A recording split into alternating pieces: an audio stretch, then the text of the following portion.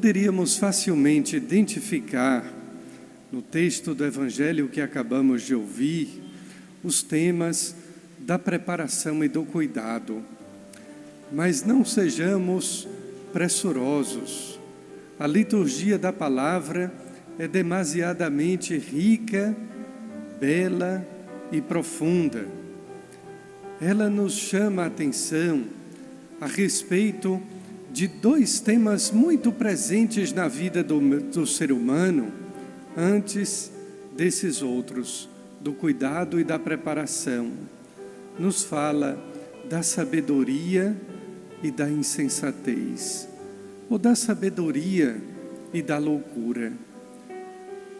Todos os domingos nós escutamos uma das aclamações eucarísticas em que o sacerdote nos apresenta o Cristo, o Santíssimo Sacramento, o Cristo sumo e eterno sacerdote, apresentado por um sacerdote que nos diz: felizes somos nós, os convidados a participar do banquete nupcial do Cordeiro. Chamei a atenção, evidenciei essa aclamação eucarística exatamente quando no domingo, alguns domingos atrás, o Evangelho nos falava das bem-aventuranças, da felicidade de ter Deus em sua vida, da felicidade de ter vindo aqui, buscá-lo em sua casa, buscá-lo onde verdadeiramente ele se encontra, presente nas espécies sagradas do pão e do vinho, em seu corpo e em seu sangue.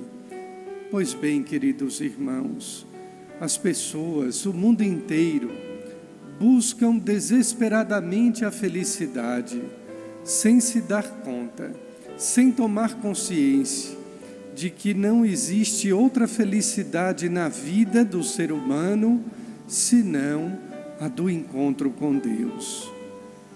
E por isso é necessário esta sabedoria, a sabedoria que nos era apresentada na primeira leitura, exatamente ao dizer que ela é acessível a todos aqueles que a buscam, que a sabedoria é acessível a todos aqueles que a desejam.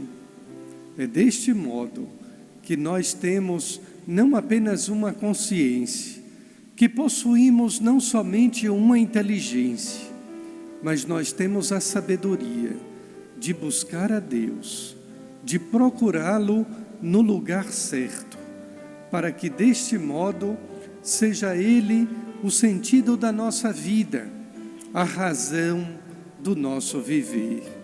Era exatamente assim que São Paulo, na segunda leitura, consolava a comunidade tessalônica, dizendo: vocês não fiquem tristes, o que nós buscamos está para além da vida e para além da morte. O que nós buscamos é eterno. E assim que o Evangelho era separado, vejam, eram 10 jovens, divididas em 2 grupos.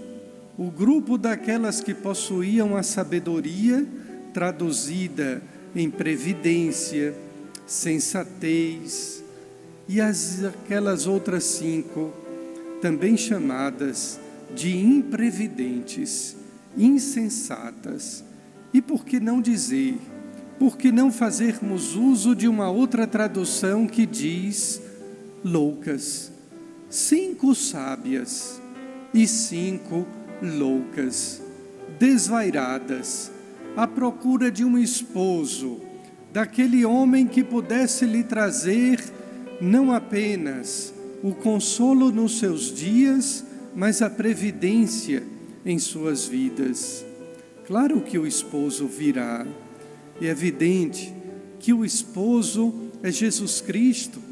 Recordemos a aclamação eucarística: felizes os convidados para o banquete, mas um banquete nupcial, um banquete de casamento, onde o noivo é o próprio Cristo, onde o cordeiro, o alimento, a própria comida é Ele mesmo.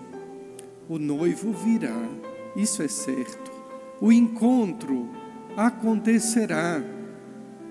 E por isso a necessidade da sabedoria. Como buscar? Onde buscar? É desse modo que o salmista, também de forma esplêndida, lindíssima, dizia: a minha alma tem sede de vós, como terra sedenta e sem água, assim a minha alma tem sede de vós. Não é apenas um desejo, trata-se de uma sede.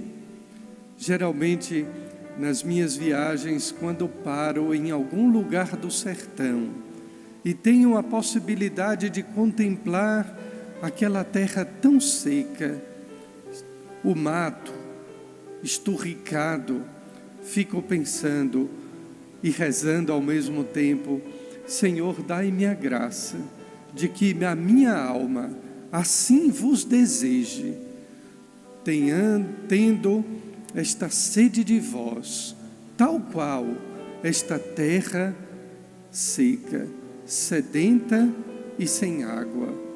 Mais ainda, o salmista dizia: desde a manhã, desde a madrugada ansioso vos busco, passo a minha noite em vigília. Isso se chama devoção. Isso se chama a sabedoria de quem nos seus dias ocupa o seu tempo a procurar e a sentir a falta de Deus. Queridos irmãos e irmãs, a vida é um privilégio, mas a vida é passageira. E por isso mesmo a vida nos é dada como uma dádiva, que nós podemos aproveitar ou que nós podemos desperdiçar. Aquelas 5 aproveitaram a vida como dádiva para procurar o noivo, mas ao mesmo tempo também para saber esperá-lo. Esperar é uma virtude. Não é à toa que um outro salmo dizia: esperando, esperei no Senhor. Outro ainda dizia: espera no Senhor e tem coragem.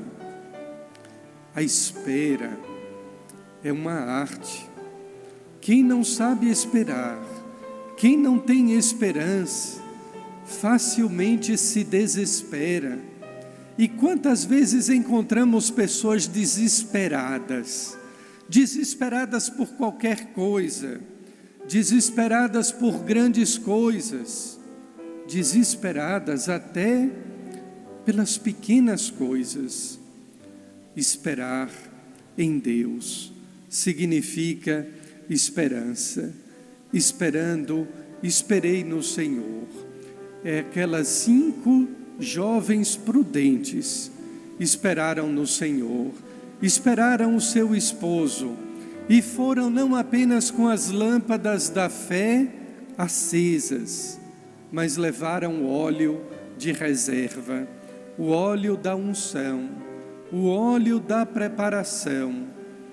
E por isso, diante da demora do noivo, estavam garantidas pela fé, garantidas pela oração, garantidas porque possuíam óleo de reserva, o óleo das virtudes. Amar nunca é demais, fazer o bem nunca é sobejo. Sempre que temos a oportunidade de fazer o bem, de amar, amemos, façamos o bem, porque não são oportunidades desperdiçadas jamais. Pelo contrário, deixar de amar, deixar de fazer o bem, significa desperdício, perder aquela oportunidade que o Senhor, Ele mesmo, nos concede em vista do encontro, em vista do dia e da hora, que não sabemos quando acontecerá. mas o encontro, este sim, este vai ocorrer. E por isso a necessidade do cuidado, da preparação. Pode ser que nos pareça, aos nossos ouvidos, a negativa daquelas 5 jovens prudentes em não partilhar o óleo como sendo egoísmo, quando aquelas 5, diante da surpresa, da chegada inesperada do noivo, disseram ou pediram-lhes: dá-nos um pouco do teu óleo. Elas responderam: não. Pode ser que não seja suficiente, nem para nós, nem para vós. Não é egoísmo. Significa que a preparação é pessoal, que o cuidado é intransferível. Eu até posso rezar por outra pessoa, mas eu não estou eximindo aquela pessoa de rezar por ela mesma, porque essa tarefa, esse cuidado, pertence antes de tudo a mim. Se fosse tão fácil transferir a responsabilidade de rezar, eu fazia uma procuração a Padre Zenilson e a Padre Francisco e pedia a eles para rezarem por mim, deixava de rezar. Mas isso compete, é de competência de cada um de nós. Cada um reze por si, reze também pelo outro, mas se prepare para o encontro. Quantas vezes a gente se prepara na vida? A gente se prepara para ir para uma festa, compramos roupa, penteamos o cabelo, as mulheres então nem se fala, nos preparamos para o vestibular, nos preparamos para o trabalho, mas a gente se esquece de se preparar para o encontro com Deus. E de repente aquele encontro acontece, nos surpreende, e eis que as pessoas se desesperam, porque não estavam esperando, porque não estavam preparadas.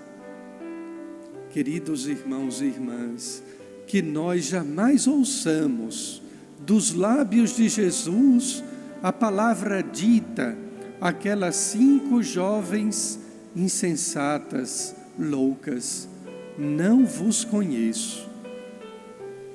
Não conhecer significa se tornar estrangeiro, é perder não apenas a própria vida, é perder a oportunidade do encontro com Deus, é perder a eternidade. Quanto tempo perdido nós temos, quanto tempo nós perdemos quando deixamos de rezar, quanto tempo a igreja perde quando ela se transforma numa ONG voltada simplesmente para causas sociais, esquecendo que a eternidade é aquilo que vale, que a eternidade é o convite para o qual Deus nos chama. Aproveitemos sim a vida, aproveitemos sim as oportunidades que Deus nos concede, mas aproveitemos antes de tudo que a vida e estas oportunidades sejam em vista da eternidade, do encontro com o Senhor, que um dia acontecerá, para que Ele possa nos dizer a todos, alegrando o nosso coração, nos dando a felicidade suprema, ao dizer: vinde, benditos de meu Pai, venham, queridos de Deus, para o reino que eu mesmo vos preparei. Amém.